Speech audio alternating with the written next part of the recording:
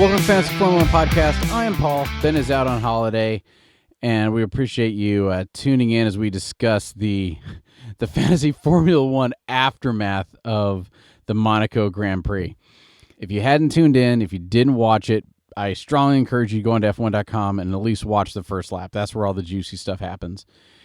But we're going to dive right into talking about it, and then next episode is when we're going to do the deep dive into all the points repercussions. We're going to have some repercussions now, but we'll get into it in a minute here. The overall team philosophy and how that's going to be changing. So if you're a fan of the show, you know that the basic philosophy, the best way to have a fantasy F1 team this season in 2024 is you have your two top constructors, because that's where all the points are. Because the instructors get points from their drivers, and they also get a lot of bonuses. You get your two top constructors, you get one top driver that you can put your DRS on, your 2X DRS on, and then you fill out the rest of your team with the drivers that hopefully won't cost you too much. No, it won't cost you too many points, and that you can afford to and actually field a full team. The cornerstone for those drivers, your core drivers, the three drivers that have emerged as the best drivers to have are Esteban Ocon and from Team Alpine, and then both Haas drivers, Kevin Magnussen and Nico Hülkenberg.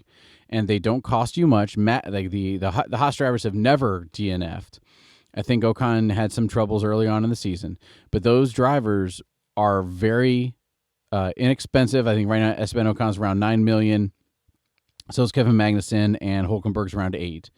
And so you can get solid drivers that won't cost you anything in those three players. Well, if you watched Monaco, you know that there is a lot of DNFs and a lot of issues. So we're going to dive straight into these guys. So with Haas, their problems started in qualifying when, due to a technicality, the rear fin on the back of their car, that's measured in certain spots, and they adjusted the shape of it. You know, we watched the F1 Tech Talk on it. But the punchline is they got disqualified from qualifying, which is an interesting thing to put. The issue with us, the reason why we care for fantasy, so first off, they didn't qualify great. Like, they were like, 15 and P15, P18, and they ended up starting in the pits, and then that rule got changed, and now they end up starting P19 and P20. So basically, they start in the back of the pack.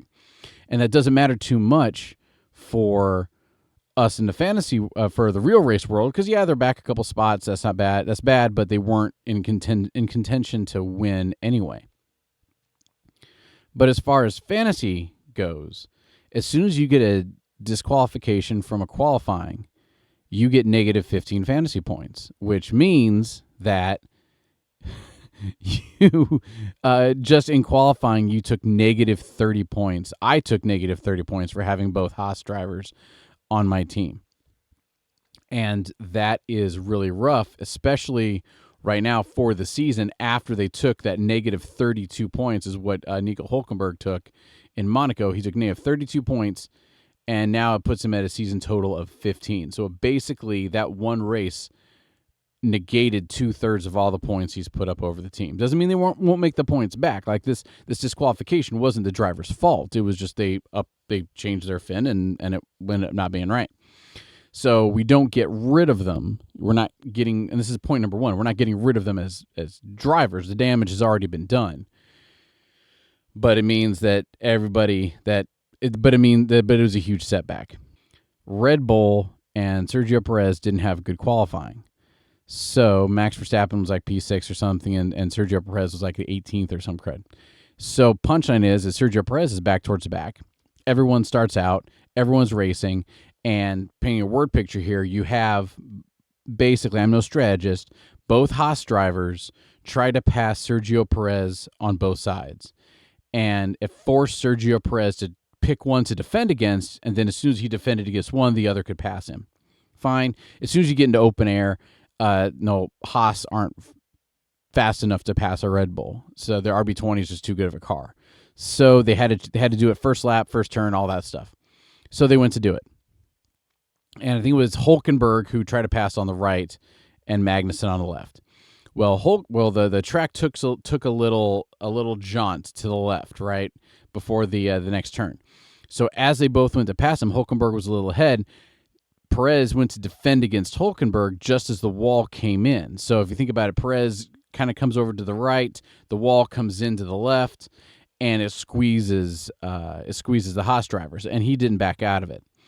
Not to say that it was his fault. That's not what I'm here to do. I'm just saying where he was suddenly got occupied by the wall and by Sergio Perez. So they impact. Sergio Perez spins his nose 90 degrees around, hits the wall, and now freaking Kevin Magnussen Hulkenberg is pushing Sergio Perez's car down the street at 150 plus miles an hour like a snowplow. Carbon fiber, parts and pieces, everything's going everywhere. The Kevin Magnussen, the other Haas, you hear on the onboard cam, you hear him accelerate to try and get past all the carnage. He almost makes it through, but then he gets hit, and so he spins and crashes. And so it's nothing but just carnage everywhere. All three drivers walked away. They're all fine. Their cars are trashed, and all three of them took DNFs. So that means, the negative 15 points that the two Haas drivers took for disqualification each, and then they each took another negative 20. And it was a rough week. So since I had both of those drivers, I ended up taking negative 55 points on both of those drivers each. That gets compounded by Esteban Ocon. So he actually qualified pretty well. He qualified P11. So he and his teammates are going wheel to wheel first lap. And I'm no strategist, I'm no driver, but Esteban Ocon was pretty aggressive. How about this? He was aggressive enough that the FIA and his team are all pretty pissed at him. So he causes a wreck. And go online and take a look at it. Watch the first lap of the race. You really need to. But his tires hit his teammate Pierre Gasly. He pops up in the air, and freaking it was ridiculous. And I think Pierre Gasly stayed in, but Esteban Ocon got put out. He passed one person and then crashed, and then that was it. So he took negative 19 points for the week. So me, here on this Fantasy Formula One podcast, someone who really, really loves the sport, I took negative, public math, 55, 65, 74? Yeah, negative 74 points on three of my drivers over the weekend. So, and it sucked. Not to mention, if you had now, so that was the big driver thing. So let's talk about how this implicates constructors, specifically Red Bull. So Red Bull's been this dominant force, right? Max Verstappen, Sergio Perez, number one, number two last year, they're doing great. Well, maybe not so much anymore, because if Max Verstappen struggles, Sergio Perez is completely off the pace. So here at Monaco, Max Verstappen qualified fifth, sixth, something like that, and Sergio Perez didn't make it out of Q1. So what does that mean? Well, that means that they're the top paying fantasy team. They cost, their constructors cost $30 million or something like that. So we're paying $30 million for a team that for over the last couple races just hasn't done it. So they got 8 points in Monaco. I'm clicking for anybody who's I'm clicking around their website. Monaco, they took 8 points. Italy, they got 61. United States, they got 85. China and Japan was the last time that they got triple digits. So are they still doing fine as a constructor? Yeah, but as a fantasy team, as a fantasy player goes, we have to look at the trends. And the trends is they go 85, 61, 8. And it just hasn't been working. As soon as you go to the tracks with fewer turns, more speedways, stuff like that, and we'll talk about Canada coming up, then will they do better? Absolutely. But they just haven't had the speed that Ferrari and McLaren have been coming up with. And then that brings us to a very interesting. So Ferrari's still strong. Charles Leclerc doing great. They took the P1 and P3 in the race. And I understand qualifying really matters, especially at a place like Monaco. Fine, but the people to look at is Lando Norris and McLaren, because Lando Norris qualified really well. His teammate, I need to actually click around here. So, and his teammate Oscar Piastri did really well. Where'd Oscar go? Where's Lando? Oscar Piastri. Let's take a look at him. So he got 27 points. He finished second. He qualified second and finished second in the race, which for somebody, he's worth $21 million. But now suddenly, and we mentioned this last episode, that Max Verstappen is the person getting points for Red Bull. As soon as you get rid of Max Verstappen, Sergio Perez doesn't put up the points consistently enough to be worth the price tag for him, let alone Red Bull Racing as a constructor. Now you have McLaren, where both drivers are doing well. So they both put up, Lando Norris got qualified and finished fourth, and his teammate qualified and finished second. Which is at, how many points is that? Well, it's fine. It's 19 for Lando Norris, and then for Oscar Piastri it was 27. So that's nothing to shake a stick at. But where it really comes into it is the constructors, because the constructors get bonuses, right? For let me see here, for weekend, for qualifying. Yeah. So both drivers get into Q3, they got 10 more points. And that 10 points matters. So what it's really looking like now is Ferrari is still strong to keep. But all the numbers are pointing to Sergio Perez being a liability with Red Bull. And if you're wanting to keep the numbers up, you need to start looking at McLaren.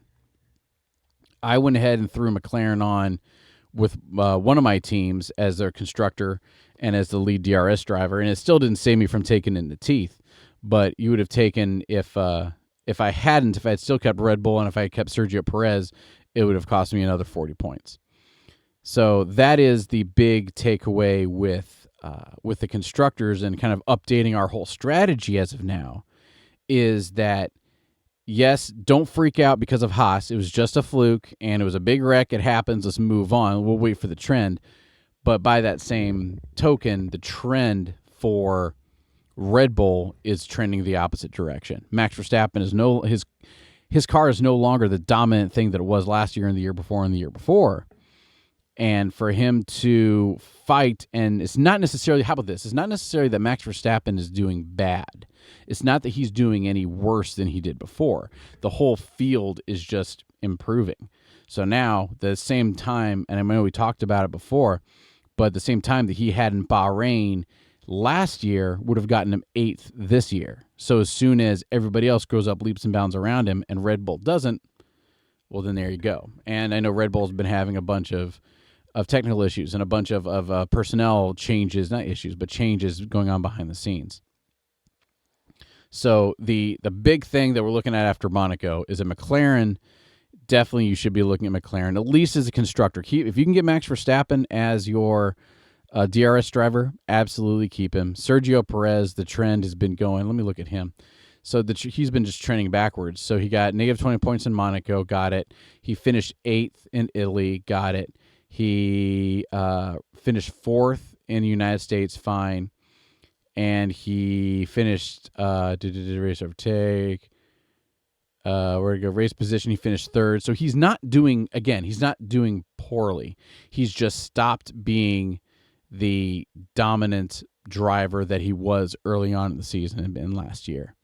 And especially as soon as Max Verstappen does poorly, does not do well, as soon as Max Verstappen just gets 4th, 5th, 6th, well, that means Sergio Perez is even further down, where if you look at Ferrari and you look at McLaren, both of those drivers are closer. Both of their drivers, they have a split sometimes, but they will all together just do better. So if you want to keep Max Verstappen around, go for it. But as soon as you have the $22 million for Sergio Perez, right now the smart money is you putting that same $22 million into preferably Charles Leclerc, but any one of the Ferrari drivers, and now Lando Norris, because let me click back, or Oscar Piastri, because United States, Sergio Perez got 30, in Italy he got 11, and in Monaco he got negative 20. And as soon as you look at Oscar Piastri, he got 27 in Monaco, 24 in Italy, 22 in the United States. So the last 3 races, Oscar Piastri has been consistently in the mid-20s, where Sergio Perez has been just bouncing around and hasn't been consistent, let alone getting points. But I want to go ahead and reiterate one thing very, very, very, very important, is this isn't a freak-out time if you're a Haas follower, like I am, right? I am absolutely keeping both Haas drivers, not the constructor, because you have McLaren, Red Bull, and Ferrari there. But with the 2 drivers, it's not their fault that they crashed. It's not their fault. I mean, you can argue it's their fault that they crashed, but because they were the ones driving. Got it. It's not their fault that they crashed, and it's not their fault that they got disqualified. If they had crashed, but their qualifications had held up, it wouldn't have been nearly as bad a weekend for them, but that was not how it worked. So, yes, go ahead and keep your Haas's. Go and keep Yuki Tsunoda, man, son of a gun. Like, he got 7 points last weekend, and he qualified 8th and finished 8th. And Daniel Ricciardo did pretty well. And again, we're going to deep dive into all of this. I when I have my spreadsheets all up and stuff like that, I'm just reading the website the same as anybody. But Daniel Ricciardo qualified 12th, finished 12th. Now, granted, you had drivers like Sergio Perez and stuff that didn't get out of Q1, but I mean, V-Carb, or Baby Red Bull as we call them here, they do seem to be on the rise. So definitely keep an eye on them. And as soon as they stop hemorrhaging money and hemorrhaging points and can actually put a couple races together, then it might be worth getting them on your team. Right now, I still believe that Ocon and both Haas drivers are, like, nothing's changed. They just had a bad race. Ocon, if you listen to the rumor mill online and on social media, there's talks about them getting rid of him or them benching him. The last thing we're going to talk about, and this is important, Kevin Magnussen, all right? So he played really aggressive and with a few races ago, and he accrued a lot of points. And you can I did some research on this. You can think about it as points on your driver's license if you're here in the United States, right? And again, to the best of my knowledge, 12 points means you get a race ban. And I don't know if it's days, weeks, months, years. I have no clue what kind of repercussions that is. But 12 points seems to be the magic number.